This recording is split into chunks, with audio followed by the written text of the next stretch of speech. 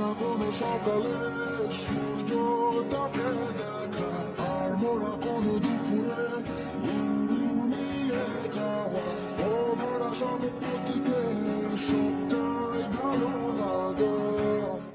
আমার বাগানে ফুটেছিল হলুদ গোলাপি রঙের রেন লিলি, কিন্তু অপেক্ষায় ছিলাম একটা রঙের, সেটা হলো সাদা। তো সাদা রঙেরটাও ফুটলো। তো অনেক দিন অপেক্ষায় ছিলাম সাদা রঙের রেন লিলির। একে একে যখন গোলাপি এবং হলুদ রঙের ফুলগুলো ফুটছিল, তখন আমি চিন্তা করছিলাম কেন আমার এই ফুলটা ফুটছে না সাদা রঙের। তো অবশেষে সেও দেখা দিল, খুবই ভালো লাগছে।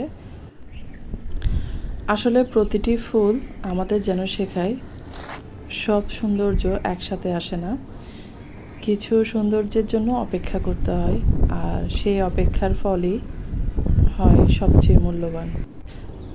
যাই হোক, একসাথে দেখতে না পারলেও পরপর দেখেছি। তো আপনাদের কোন রঙের রেন লিলি সবচেয়ে প্রিয়, গোলাপি, হলুদ নাকি সাদা?